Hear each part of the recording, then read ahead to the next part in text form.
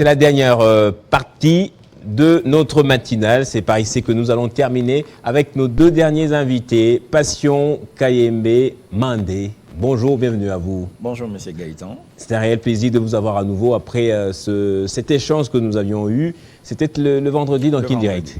Alors, vous n'êtes pas seul, accompagné de Jackson Lokadi, Ndjaté à la fin. Exact. Ndjaté, en tout cas, juriste également, pas encore avocat. Non, pas encore. Sur le chemin ou Exactement, on attend les résultats. On a eu à passer les tests les 11, Oui. les 6 mois évidemment, donc incessamment les résultats seront publiés. Alors, vous êtes tous deux donc des juristes. Vous êtes présenté comme l'un des plus brillants de votre promotion, alors que vous étiez étudiant. Vous vous distinguiez beaucoup. Et lui également, Passion Kayembe, il est brillant. Il brillait dans quoi? Il va nous le dire. On va parler un peu de tout et de rien avec vous. On n'a pas assez de temps malheureusement. Alors, je commence par vous, Jackson Lokadi Ndjaté. Les lois de la République. Le sujet du cumul des mandats fait couler beaucoup d'encre et salive, en tout cas. Les chefs de l'État, lorsqu'il a fait son briefing les jeudis derniers, il ne s'est pas présenté en expert. Il a répondu, sans juridisme en tout cas, simplement à la question lui posée, celle de savoir si ces ministres cumulent-ils le mandat ou pas. En tant qu'avocat ou ceux qui ont fait le droit, ils ont vu que ce n'était pas vraiment un expert qui parlait. Alors, est-ce que c'est vraiment un sujet, c'est à raison que ces sujets divisent autant à la fois la population, les politiques et même vous qui avez fait le droit?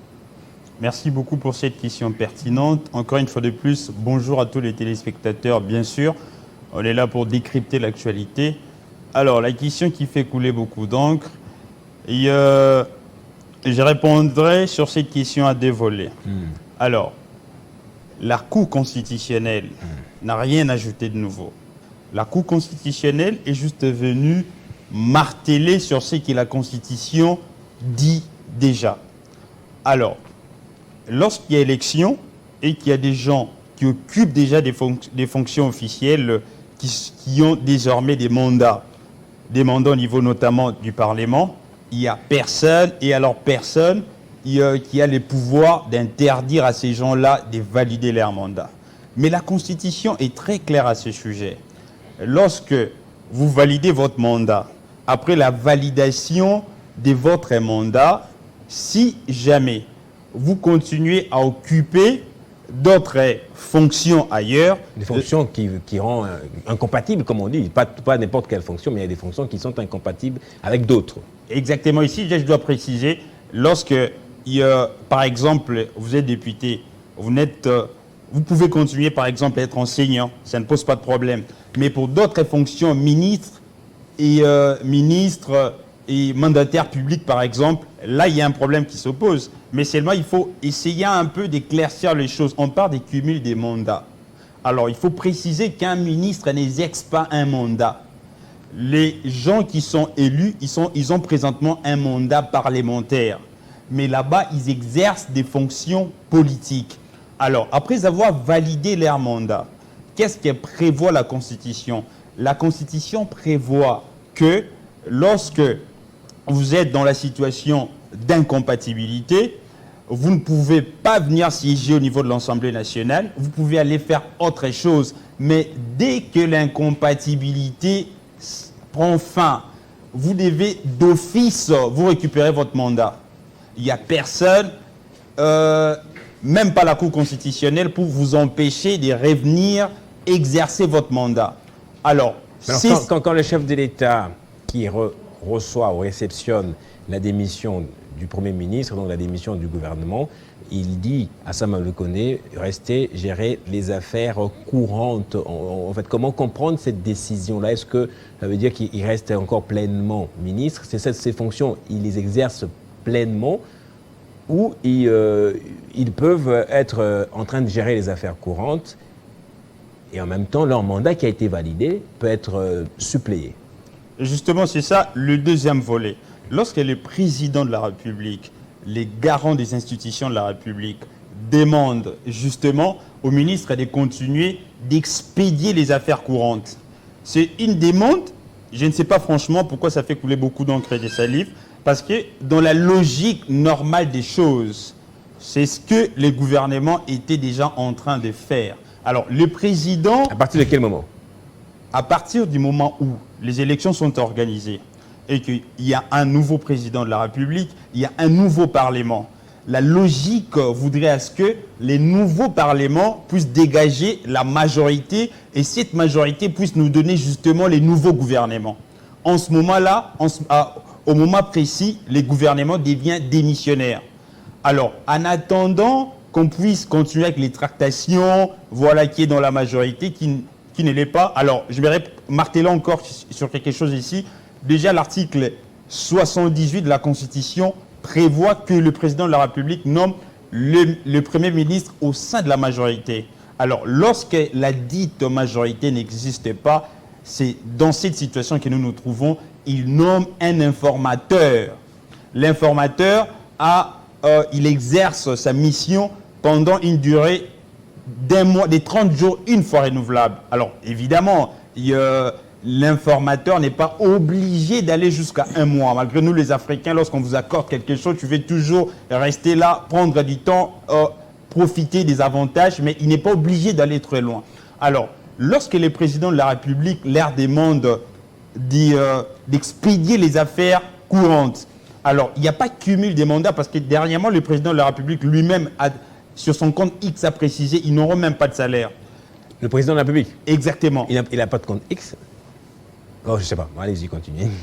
Bon, peut-être que le compte là, c'est un compte fictif. Il avait dit lui-même aussi lors de ce briefing qu'ils n'auront pas. Oui, tout à fait. Ils ne vont pas être payés doublement, ouais. Exactement. C'est-à-dire, dans la logique des choses, ils étaient déjà en train d'expédier les affaires courantes.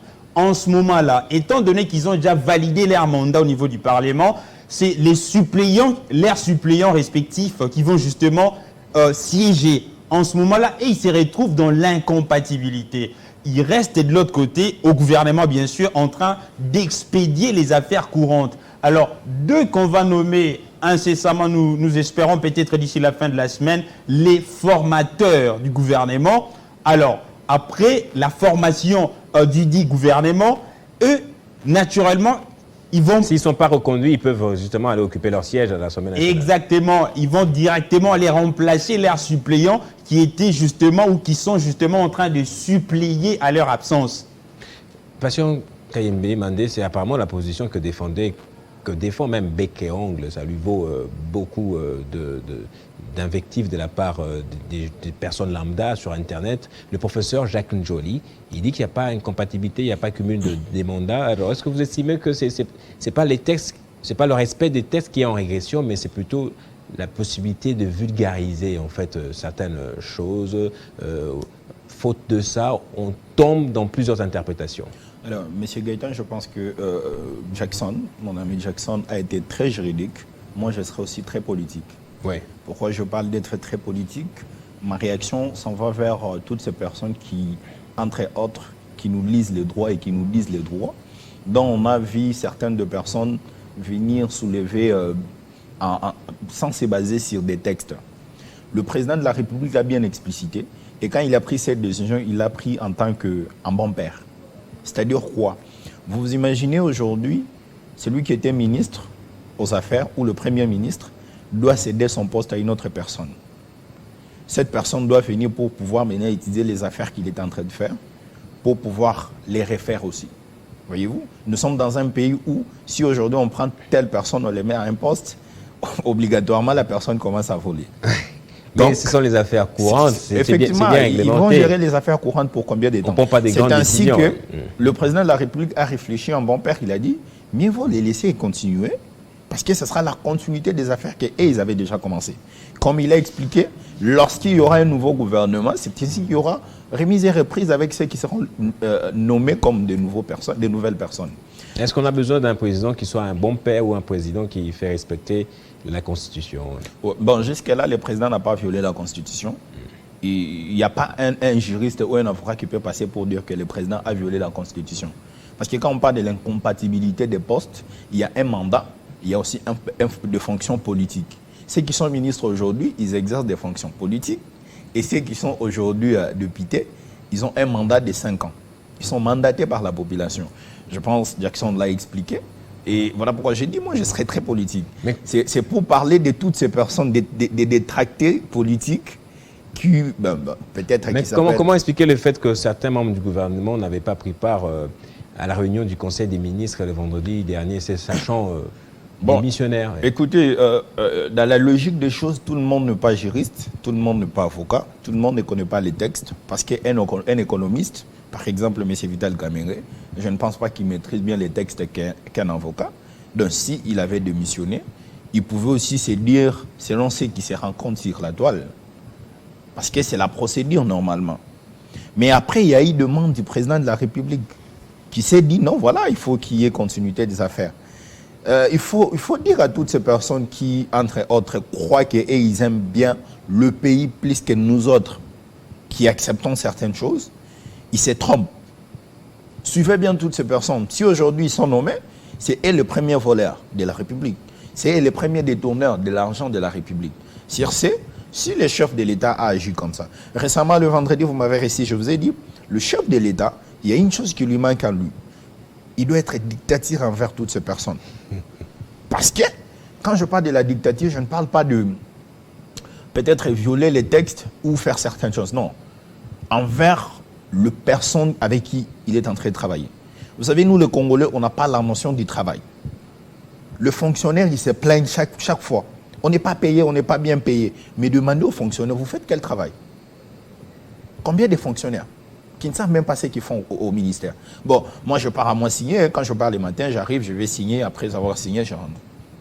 C'est tout. Mais après, à la fin du mois, ils réclament. Mais même la Bible, elle exige. Qui ne travaille pas n'a pas droit de manger. Mais en RDC, on aime avoir l'argent au système de chancelier au Pamba. Mais il faut travailler. C'est ainsi que je dis, le chef de l'État doit être dictateur envers les personnes qu'il nomme. Et s'il prend cette décision, c'est parce qu'il a vu. Nous connaissons très bien l'homme congolais. Toutes ces personnes-là, ils veulent seulement parce qu'il sait qu'il est CG, il est tel, il va remplacer. Lorsqu'il remplace, il va essayer d'échanger les choses, il va récupérer, il va voler. C'est ce qu'il cherche. En réalité, ce n'est pas pour servir. On va passer à autre chose pour parler de la situation sécuritaire dans l'Est, notamment évoquer l'homélie du cardinal Fridolin Ambongo. J'ai parlé de ça avec le précédent invité. Jackson, le cardinal Ambongo, le samedi, a dit « L'inaction de la communauté internationale frise la complicité ». Alors, aujourd'hui, est-ce que vous pensez que l'Église congolaise, ou les églises congolaises, il y a plusieurs églises, plusieurs conférences, plusieurs évêques, mobilisent suffisamment leurs fidèles quant à la question de l'Est du pays? Je répondrai par voilà la positive, parce que les églises, justement, ont cette facilité de réunir beaucoup de personnes. Alors, la question qui nous préoccupe au plus haut point, la question devant laquelle tous les Congolais, vous avez vu même les samedis de la semaine passée en Belgique, les gens étaient vent debout contre ce qui s'est passé ici à l'Est, la question devant laquelle nous sommes scotchés. Alors, les hommes d'église, malheureusement beaucoup, ont revêtu dans une certaine mesure des casquettes politiques, raison pour laquelle j'ai beaucoup aimé, j'ai acclamé des deux mains et des deux pieds l'intervention du cardinal. Alors, les silences et l'inaction de la communauté internationale n'est pas anodine, n'est pas exactement anodine. Pourquoi? D'abord, je m'aimerais revenir sur quelque chose. Les gens parlent souvent de la communauté internationale. Alors, il y a une nuance à faire entre la communauté internationale et la société internationale. La société internationale, il y a diversité d'acteurs, diversité d'intérêts. Communauté internationale, diversité d'acteurs, convergence d'intérêts. Alors, nous ne sommes pas dans la communauté internationale, nous sommes dans la société internationale. Il y a cette divergence d'intérêts. Quand est-ce que les intérêts, quand est-ce que les États, allais-je dire, arrivent à vivre dans la communauté internationale lorsqu'il y a un péril imminent qui frappe tout le monde? À l'exemple, par exemple, excusez pour la tautologie, de la Covid. Alors, cette communauté internationale est une nébuleuse. nous, au fait, nous les Congolais, les problèmes avec nous, nous sommes très souvent dupes. La communauté internationale maîtrise les rouages de ces pays comme on ne peut même pas l'imaginer. Malheureusement, nous-mêmes les Congolais, nous sommes dans le bruit. On n'arrive même pas à imaginer qu'aujourd'hui, lorsqu'on parle de la technologie est justement impulsée par les Congos. Alors les gens là savent que pour la fabrication des téléphones, pour la fabrication des ordinateurs, pour la fabrication aujourd'hui des véhicules électriques, il faut les minéraux stratégiques, les minéraux critiques que la RDC détiennent en majorité évidemment. Alors ces gens-là font tout pour ravitailler ces minéraux justement chez eux, afin de faire fonctionner leurs industries. Alors, la communauté internationale n'a absolument rien à faire avec la situation qui sévit à l'est du pays. La communauté internationale, c'est notamment l'Union européenne, quoique vous avez donné un autre aperçu, une autre définition de la communauté internationale, mais je garde ce que j'en sais. L'Union européenne a signé ce MOU, ou ce projet d'entente avec le Rwanda sur la chaîne des valeurs, des produits, des matières premières stratégiques et critiques, etc. Pourtant, on sait que ces matières premières, comme vous l'avez dit, sont issues ou proviennent de la RDC. Les matières premières critiques et stratégiques, en tout cas. Alors, est-ce une forme de complicité, comme nous le disons, ou peut-être parce qu'on n'a pas trouvé de vrais interlocuteurs ici en RDC, que le Rwanda se présente en tout cas comme un intermédiaire? S'il faut se poser des questions, franchement. Merci pour cette question. Alors, j'attends souvent les gens parler de la complicité. Ouais. Alors, moi, si je dois parler de la complicité, je dirais plutôt que le Rwanda est complice. Vous avez entendu le président appeler Paul Kagame un reseller. Ouais, justement. Reseller, Hitler, exactement. Beaucoup d'autres oui, noms. Oui, tout à fait. Mais moi, j'ai beaucoup plus préféré reseller. Pourquoi? Parce qu'il prend des histoires volées. Il garde pour les autres. Alors, l'Union européenne, tout ce que nous vivons à l'Est, l'Union européenne est à la base de tout ça. Alors, je vous avais dit l'autre fois, j'étais ici, que le Congo est un pays, est une cible pour toutes les grandes puissances. Alors, nous-mêmes, malheureusement, les Congolais, on n'arrive pas à appréhender cette dimension des choses. Je vous avais dit que la conférence qu'on appelle de Berlin, c'était la conférence pour les Congos. Pourquoi? Parce qu'il fallait réfléchir comment toutes les puissances allaient bénéficier des ressources de la RDC. Alors, c'est cet agenda-là que les Européens continuent à utiliser pour ravitailler justement leurs industries. Alors, nous, de notre côté, qu'est-ce qu'on doit faire? J'avais beaucoup aimé, particulièrement dans tout ce que le président avait eu à dire, c'est la partie que moi j'avais aimée.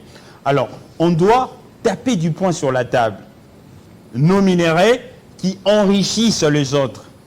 Nos minéraux qui ont construit la Belgique, nos minéraux qui continuent aujourd'hui à construire le Rwanda, on doit taper du poing sur la table.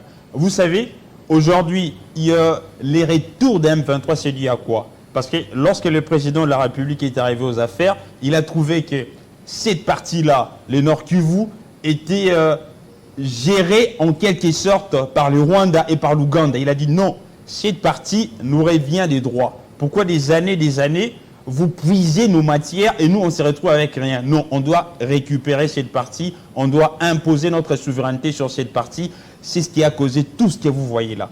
Alors, aujourd'hui, l'Union européenne a juste extériorisé ce qui était caché en allant signer des accords avec le Rwanda. Évidemment, nous sommes vent debout contre ça, mais ça doit en fait nous interpeller à prendre des mesures, à renforcer surtout ce qu'on appelle notre politique extérieure, parce que la politique extérieure est basée sur... la politique extérieure est assise sur 3 pieds. L'armée, la diplomatie, les renseignements. L'armée, évidemment, pas n'importe laquelle. L'armée nationale, républicaine, professionnelle, des métiers dissuasives. La diplomatie. Ce n'est pas une diplomatie où on nomme des gens qui n'ont jamais entendu parler des conventions, qu'est-ce que j'allais dire? Des gens qui n'ont jamais entendu parler des relations diplomatiques et consulaire. Convention de 1961, jamais entendu parler. Convention de 1963, jamais entendu parler. Correspondance et rédaction administrative, jamais entendu parler. On ne doit pas nommer ce genre de personnes. Le troisième pied, il y a les renseignements. Les renseignements efficaces, efficients, qui est basé sur l'espionnage et les contre-espionnages. Passion KMB, vous avez suivi Jackson, il a dit que nous devons taper du poing sur la table. Vous êtes d'accord avec ça, n'est-ce pas? Notamment pour lancer un message à la communauté internationale. Taper du poing sur la table? Oui. Oui. Mais alors, mais quoi? Allez-y. Mais après, vous savez, le problème de la guerre de l'Est, la faute nous revient à nous, Congolais. Ok. La faute nous revient à nous, Congolais. J'aime bien quand quelqu'un explique les choses d'une manière juridique ou selon les textes, mais il faut se dire, il y a l'adage qui dit toujours qui veut la paix prépare la guerre. Vous êtes pragmatique, alors vous vous définiriez comme ça, vous? Oui, moi je veux qu'on soit pragmatique. Le chef de l'État, c'est bien beau, il faut parler, mais après il faut passer aux actes. Comment on doit passer aux actes? Il faut se renforcer. Il faut acheter les armes. On le fait déjà. Non mais écoutez, on a levé l'embargo, mais quand on part acheter les armes, on nous dit ça vous pouvez acheter, ça vous ne pouvez pas acheter. Voilà pourquoi vous avez vu la population chinoise s'était même réveillée et s'était soulevée ici à Kinshasa pour dire niet. J'ai vu aussi hier à Londres ou en Belgique aussi, ils se sont levés pour ça. Lorsque nous nous levons pour marcher ou pour parler, nous nous adressons à qui? J'ai même vu des ministres se tenir et puis se plaindre. Oui, on se plaint vers qui? Il est de notre responsabilité à nous de se battre. La guerre de l'Est, je l'ai dit le vendredi, oui, c'est une guerre héritée par les gouvernements en place, mais ils doivent fournir les efforts pour pouvoir en finir avec cette guerre. Je l'ai dit et je le répète toujours, le chef de l'État n'a jamais réussi son premier mandat parce qu'il l'avait dit lui-même dans sa bouche, si je n'arrive pas ou je ne parviens pas à finir la guerre de l'Est, c'est-à-dire je n'ai pas réussi mon mandat. Et du coup, jusqu'à aujourd'hui, il y a guerre à l'Est et ça se multiplie. Jusqu'à quand vous nous ramenez des gens? Quand vous appelez la SADC, l'EAC et tout ce qui va avec, quand ils viennent, qu'est-ce qu'ils font? Ils apprennent des notaires. Ils voient là où il y a quoi? Il y a nos minéraux. Ils viennent aussi pour voler. Qu'est-ce qu'il faut faire? On doit faire confiance à notre armée. L'armée ne doit pas être les dernières des récrits. C'est-à-dire quoi, quelqu'un qui n'a pas réussi sa vie, il s'est dit, oui, voilà, je vais aller dans l'armée. L'armée, on doit former. Il faut réhabiliter base des Kamina, des Kitona, Kananga. Il faut réhabiliter ça. Une dernière question, toujours dans votre pragmatisme. Ce projet d'entente n'a pas encore été annulé entre l'Union européenne et le Rwanda. Okay. Alors, qu'est-ce que la RDC peut faire, justement? S'il vous plaît, le point de presse du président de la République apparemment n'a pas vraiment fait bouger les lignes. Quelles sont les actions que nous pouvons mener pour montrer à l'Union européenne, les actions réelles, vraies, de terrain en tout cas peut-être, pour montrer que voilà, nous ne sommes pas d'accord avec ce projet d'entente? Ouais. Ok, là j'essaie de donner au président de la République, selon son point de presse, raison. Parce que la RDC n'est pas prête à la guerre, ou soit affrontée. Jackson l'a expliqué. Il y a des personnes qui connaissent notre pays mieux que nous-mêmes, mais qui vivent à l'extérieur. Quand vous voyez la conférence de Berlin et tout ce qui va avec, c'est vrai, c'était pour se partager la RDC. Vous verrez qu'il y a deux gens qui ont dirigé notre pays, mais de loin. Sur ce, qu'est-ce qu'on doit faire? Il faut faire confiance simplement à notre armée. Il faut bien se préparer. Parce que si aujourd'hui, le M23, ils attaquent, vous devrez toujours tendre la main à l'extérieur. Il faut que l'IAC ou la SADC et autres viennent, la MONUSCO et tout ce qui va avec. Jamais vous allez avancer. Nous devons d'abord nous-mêmes nous préparer suffisamment. C'est ce que j'étais en train de dire quand vous m'avez coupé la parole. Il faut qu'on puisse maintenant former nos militaires. Parce que, regardez les récrits en RDC. C'est des Koulouna. C'est des personnes qui, vous allez voir un militaire, un FARDC, qui il prend les Kizomba et autres, il commence à danser en tennis et tout ce qui va avec. Aujourd'hui, s'il part à l'armée ou il part à la guerre, qu'est-ce qu'il va faire? Ça doit être de personnes bien formées. Parce que nous, on a connu le militaire à l'époque, c'était de personnes qui étaient bien instruites, de personnes bien formées, de personnes d'ailleurs qui ont fait le droit jusqu'en G3, voire bien jusqu'en L2. Et ils sont partis se former encore dans des bases pour devenir des militaires. On ne doit pas nommer des personnes parce qu'on est de cette tribu ou je ne sais moi de quoi, non. Merci. Merci à vous deux. Jackson Okadi, juriste. Passion Kayeme Mandé. Juriste également, on a peut-être eu du temps, mais pas le temps qu'on aimerait avoir, qu'on aurait aimé avoir en tout cas, mais c'est peut-être aussi parce que vous n'êtes pas venu beaucoup plus tôt. Mais voilà, ce n'est que partie remise. Comment on peut appeler ce duo que vous avez formé circonstanciellement ce matin? Voilà, on trouvera peut-être un an plus tard. C'est un duo de fait parce que c'est un ami, c'est un frère. Voilà. On a eu à partager beaucoup de choses ensemble depuis l'université et autres. Merci beaucoup d'être passé sur le plateau de Télé 50. On va se retrouver dans d'autres émissions. On a déjà été ensemble dans Version Croisée, qui direct. Donc voilà, on a encore beaucoup de temps devant nous pour d'autres choses. C'est nous qui Exactement. vous remercions. Madame, Monsieur, c'est donc par ici que prend fin votre programme, la matinale, depuis 7 h du matin. On est ensemble avec vous. Je vous ai tenu compagnie et vous également à la maison. Vous m'avez tenu compagnie justement parce que vous nous avez suivis et grâce à vos retours aussi. Je vais donc me lever pour clôturer comme tout le matin ce programme. Alors, je vous inviterai aussi à vous lever si cela ne vous dérange pas. Merci de nous avoir suivis de partout en RDC, au centre du pays, dans le nord, à l'ouest, notamment l'ouest sud, je vais dire, mais également dans le grand Équateur. Merci de votre fidélité. J'ai dit merci encore une fois à mon équipe qui m'a accompagné. Je vois encore Dadi Makabi qui est au four et au moulin, alors qui ne baisse pas le bras en tout cas. De l'autre côté, à la régie, Apollinaire qui était également au four et au moulin. À côté de lui, son réalisateur, Jocelyn Toumba. Merci pour toutes les chansons. Merci également pour tous ces éléments que vous nous avez fait voir et fait diffuser également ici. La matinale prend fin. Le journal à langue commence dans quelques instants. Le grand journal de 13 h, ce sera avec Christopher Ochokoum, avec d'autres rubriques également, Christian Bokaï, à qui va revenir. Quant à moi, je vous dis au revoir. Je vous fixe rendez-vous pour le jeudi, mais également pour le vendredi. Au revoir, bye bye.